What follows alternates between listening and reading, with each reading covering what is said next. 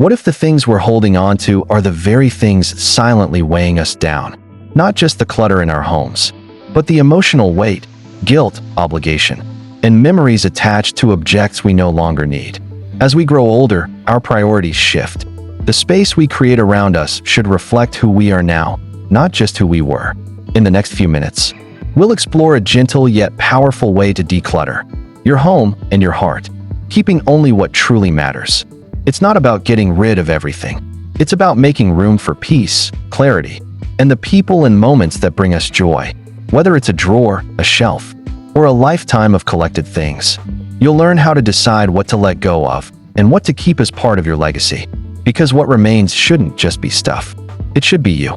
If you've ever stood in a room full of things and asked yourself, why do I still have all this? You're not alone.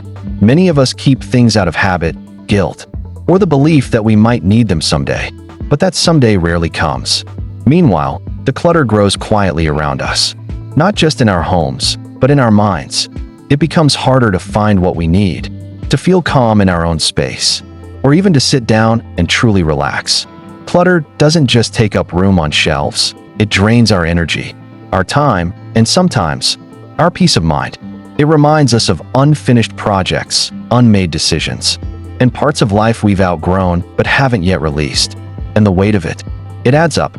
But here's the good news. With small, thoughtful steps, you can take that weight off. One drawer, one item, one breath at a time. You're not behind. You're just ready for something lighter. Today, we're not just decluttering to create space. We're decluttering to make room for what truly matters. This isn't about tossing everything out or chasing minimalism. It's about gently letting go of what no longer serves you. So what remains is a reflection of who you are and what you value most.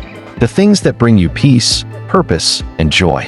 By the end of this, you'll have a simple, thoughtful approach to releasing the excess and keeping only what tells your story, the memories, the meaning, the moments worth holding on to.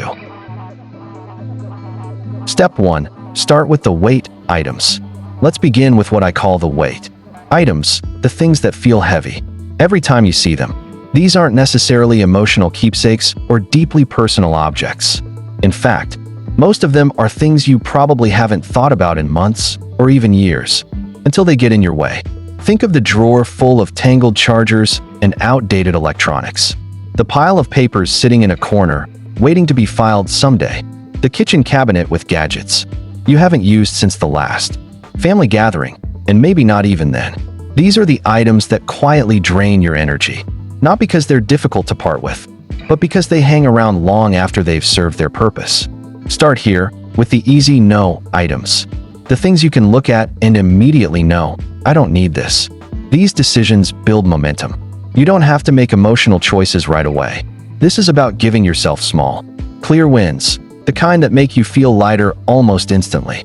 Ask yourself, have I used this in the last year? Do I even remember why I kept it? Is it worth the space it takes up, physically or mentally? And here's the key, don't overthink it. This stage isn't about organizing or finding a new spot for things, it's about release. It's about looking around and saying, I don't need this anymore. And then letting it go, donate it, recycle it, toss it, whatever makes sense for that item. Because each item you release is one less decision weighing you down, one less reminder of unfinished tasks, one more bit of space to breathe. And when you start small, a drawer, a shelf, one box, you train your brain to recognize freedom over obligation. You're not losing anything. You're gaining clarity, calm, and control. Now, you might be wondering, what if I get rid of something and regret it later? That's normal. But here's a powerful truth. We almost never miss the item. We miss the meaning we thought it had. And chances are, if it's something you forgot you even owned, it probably doesn't hold the meaning you imagined. So take a deep breath. Trust yourself. You're not clearing clutter, just for the sake of tidiness. You're making space for the life you want to live now. One that feels lighter. One that reflects you, not just your past. Letting go doesn't mean forgetting. It means choosing what gets to move forward with you and what doesn't. When you're ready, we'll move on to the next step. But for now, just ask, what's the one item in this room I know I don't need anymore? Start there. Step 2. Touch each item once. Now that you've started with the easy no items, the ones that practically let themselves go. It's time to slow down and move with more intention. This next step isn't about speed. It's about clarity. Pick up one item at a time. Just one. And here's the rule. Touch it once. Don't put it in a maybe pile. Don't set it aside to decide later. Hold it, pause, and ask yourself one simple question. Does this still serve a purpose? Or hold a meaningful memory? If it serves a purpose in your life right now, great. Keep it. If it holds a meaningful memory that still brings you comfort, joy, or reflection, keep it with intention. But if it does neither, bless it and let it go. Letting go doesn't mean you're being careless or wasteful. It means you're choosing peace over clutter. You're choosing to honor your space and your stage of life. You're recognizing that not everything we've kept needs to continue with us into the next chapter. This is where a lot of us get stuck. Not because we're unsure about the object, but because of what it represents. The craft project we meant to finish. The exercise equipment we promised we'd use. The expensive kitchen gadget that still has its tag. These things can carry quiet feelings of guilt, regret, or obligation. But here's the truth. Keeping them won't make you use them. It only prolongs the pressure. Instead, acknowledge them for what they were. Intentions, not failures. Thank them for reminding you of what mattered then, and let them go with kindness. You're not throwing things away. You're releasing judgment. You're releasing the weight of unfinished stories. If you find yourself hesitating, use this gentle filter. If I saw this in a store today, would I buy it again? If someone I loved had to sort through this tomorrow, would I want them to keep it? Am I holding on to this out of guilt or love? Your answers will be honest, even if they're quiet. And don't underestimate how freeing this can be. There's power in trusting yourself to make decisions without second-guessing. The more you practice, the more you'll find that clarity grows stronger than attachment. Now, I promised you a heads up about the one category that trips everyone up, and it's coming next. But before we get there, take a breath. Look at the space around you. See what's changing, not just on the outside, but on the inside too. This isn't just about decluttering. It's about learning to let go without losing yourself. It's about making room for who you are now, not just who you used to be. So go ahead, touch each item once. Trust your instincts, and let your space become a reflection of what truly matters to you. Coming up, the category most people avoid, and how to handle it with grace. Step 3. The memory trap. This is the part that stops so many of us in our tracks. The sentimental stuff. Photos, gifts, old letters, baby clothes, cards from birthdays long past. Objects wrapped in layers of memory, meaning, and emotion. And if this part feels hard, that's okay. In fact, it's completely normal. You're not just sorting through items now. You're touching the physical reminders of people you've loved, moments you've lived, and time you can't get back. That's why we call this step the memory trap, because it's easy to get stuck here. To sit on the floor, flipping through old photos for hours. To keep every letter because what if you forget? To feel guilty letting go of a gift someone gave you, even if it's collecting dust. But here's a gentle truth. You don't have to keep everything to honor the past. You just need to keep what still touches your heart, and let the rest go with gratitude. Think of it this way. You're not building a museum of your life. You're creating a collection of highlights. A personal time capsule that makes you smile, laugh, or feel something warm when you see it. Not something that overwhelms you every time you open a drawer. Instead of saving every photo, choose your favorites, the ones that capture the people, places, and moments you never want to forget. You can even scan them digitally if you want to preserve them, without taking up physical space. Instead of holding onto every letter or card, choose one from each person who means something to you. Maybe it's the one that made you cry, or the one that still makes you laugh. Let that one speak for the rest. Instead of keeping boxes of gifts you never really loved, remind yourself, the love was in the giving, not in the object. You can let go of the item while keeping the memory. And if the idea of letting go feels too final, create a system. Give yourself one memory box. A beautiful container or drawer that holds your most meaningful treasures. When it's full, it's full. This gives you the freedom to be selective, to choose what stays based on love, not obligation. You might say, but what if I regret letting something go? That's a valid fear. But here's the thing, you're not erasing your past. You're just lightening your load for the journey ahead. The people you've loved, the memories you've made, they live in you, not just in things. In fact, the more space you create around those memories, the more clearly they shine. You deserve a home that reflects where you've been and also where you're going. So when you come across something that makes your chest tighten or your eyes water, pause, hold it, thank it, and then ask, does this belong in the next chapter of my life? Will this bring me joy when I see it? Or will it weigh me down? And know that no matter what you decide, it's okay. There's no wrong way to do this. The goal isn't perfection, it's peace. One photo album, one box of keepsakes, one shelf for memories that matter. That's more than enough. Because your life is not measured by how much you keep, but by how much you've lived, loved, and continue to grow. Coming up next, how to decide what's truly worth passing on, and how to let go of what your family probably doesn't want, without guilt. Step 4. Ask, who will this matter to? This next step may be one of the most eye-opening and freeing parts of your decluttering journey. Take a look around your home. How many of the things you've held on to are there because you thought, maybe someone will want this someday? A dining set for family gatherings, boxes of inherited items tucked away in a closet, china that hasn't been used in decades, or keepsakes you're saving for the kids, even though you're not sure they'll ever want them. We keep so much out of hope, or habit, or guilt. We think, I can't get rid of this. Someone might want it later. But here's the gentle truth. If you haven't asked them yet, you're only assuming. So here's your invitation. Don't guess, just ask. Call your children. Talk to your grandchildren. Reach out to the people you're holding things for.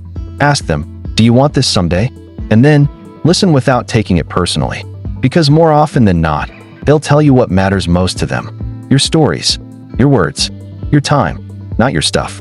They may not want the heirloom dresser or the stack of old yearbooks, but they might want the recipe you used to make every holiday, the photo of them as a child in your arms, the letter you never thought to write. This step is powerful because it shifts the focus from assumption to connection, from saving for them to sharing with them, now, while you still can. And if they do want something, wonderful. You can gift it now, while you're here to tell its story. That makes the item mean more.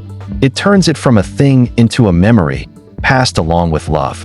But if they don't want it, and that happens more than you might expect, it's okay to let it go.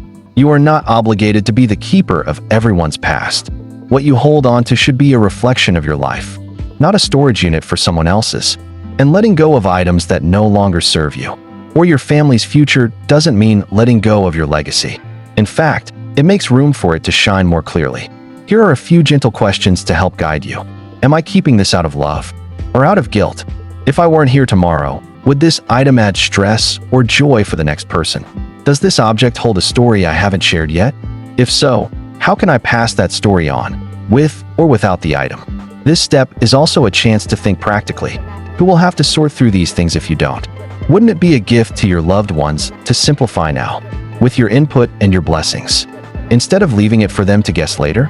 And here's the most touching part of this process. When you ask who something matters to, you open the door to deeper conversations. You may hear memories you didn't know your children cherished. You may find joy in letting something go, knowing it's going to be used, loved, and appreciated again. Decluttering isn't about detaching from everything. It's about being intentional, about what remains. And when you ask, who will this matter to? You shift from obligation to connection, from holding on in silence to sharing with purpose. Let go of what you no longer need. Pass along what still carries meaning. And most of all, keep sharing your stories, because you are what they'll remember. Coming up next, how to create a small but powerful space in your home that reflects your life, your values, and your legacy without the clutter. Step 5. Create a legacy space. After all the letting go, sorting, and soul-searching, now comes one of the most beautiful and personal steps of all, creating your legacy space. This isn't about decorating. It's not about organizing. It's about honoring. A legacy space is a small, intentional area in your home, maybe a shelf, a tabletop, or a quiet corner that holds the items that matter most. Not because they're expensive, not because they're trendy, but because they tell your story. Think about it. A wedding photo that captures a moment of love. A recipe book passed down from your mother's hands to yours. Your father's old watch that still ticks, decades later. A letter from your grandchild, scrawled in crayon but full of heart. These are the objects that don't just sit there, they speak. They remind you of where you've been, who you've loved, what you've overcome, and what you stand for. This space, your legacy space, doesn't have to be big. In fact, it shouldn't be. Because legacy isn't built on clutter. It's built on clarity. Here's how to build your legacy space in a way that brings peace, pride, and presence into your home. 1. Start with a purpose. Ask yourself, what do I want to be remembered for? What moments or values do I want to highlight? What few items reflect the essence of my life? When you start with meaning, the things practically choose themselves. You're no longer keeping items out of guilt or habit. You're keeping them out of love and alignment. 2. Select a small, visible space. This isn't about boxing things up and hiding them in a closet. It's about giving them a place of honor. Choose a shelf in the living room, a ledge in the hallway, a desk in your bedroom, somewhere quiet, where the items can be seen, felt, and remembered, somewhere you pass often. This is your visual reminder. You've lived a life that matters. 3. Curate with intention. Don't fill the space just to fill it. Choose just a few items. The ones that make your chest swell a little or your eyes well up when you hold them. Maybe it's a military badge, a necklace you wore to your daughter's wedding, a handwritten note from a friend who's no longer here, the first book that made you cry. Limit yourself, not because you have to, but because legacy isn't measured in volume. It's measured in meaning. Let each item earn its place. 4. Tell the story, even if it's just to yourself. If these items could talk, what would they say? Who gave them to you? Why did you keep them? What do they mean now? You don't need to write a full biography, but consider adding a small note or card next to an item with a short explanation, especially if this space will one day be seen by your family. Because one day, someone will look at that photo or that watch and ask, what's the story here? And you'll have already answered. 5. Let it evolve. Your legacy isn't fixed, it's still being written. Over time, your space can grow, shift, or change as you do. Maybe you'll add a photo of a new great-grandchild. Maybe you'll pass one item on and replace it with something more current. Maybe you'll write a letter and place it there, just in case someone needs to read it someday. Let it reflect who you are, not just who you were. Why this matters? We live in a world that's constantly telling us to own more, buy more, save more. But the truth is, less often speaks louder. A legacy space says, this was my life. These are the people and values that shaped me. This is what I chose to carry forward. It's a space where your story lives, not in piles, not in chaos, but in peace. When you walk by it, you'll feel grounded. When others see it, they'll understand you more deeply. And perhaps most importantly, it reminds you that you are more than your stuff, but the right things, kept with love, can say so much. When my mother passed, we spent days sorting through her belongings, closets, drawers, boxes we hadn't opened in years. But the things she left behind weren't what stayed with me. What I remember most are the moments tucked between the items. Her handwritten recipe card, a letter she once wrote in her careful script, and a scarf that still carried the soft trace of her perfume. Those few things held her essence more than any stack of possessions ever could. That's when it truly hit me. It's not the amount we leave behind that matters. It's the meaning. It's not about the things. It's about the love that lives on in memories, in gestures, in the way someone made you feel. And when we declutter with that in mind, we don't lose anything. We simply make space for what truly lasts. Now, when I walk into this room, I don't feel overwhelmed, burdened, or weighed down by things I no longer need. I feel calm. I feel clear. I feel connected to the memories I've chosen to keep, the values I've made space for, and the life I'm living now. Decluttering isn't about having less for the sake of being tidy. It's about releasing what no longer serves you so you can truly see and feel what still does. Every item left in this space has a purpose or a story, and that makes the room feel alive, not crowded. It's a quiet kind of freedom, a gentle shift from holding on to everything to holding on to what matters most. What's one item you're ready to let go of, and one you know you'll always keep? Share it in the comments below. I read every single one, and your story might inspire someone else to take their first step too. If this video helped you feel a little lighter, or see your space in a new way, give it a thumbs up and hit subscribe. There's more where this came from. Simple, meaningful ways to create a life that reflects what truly matters.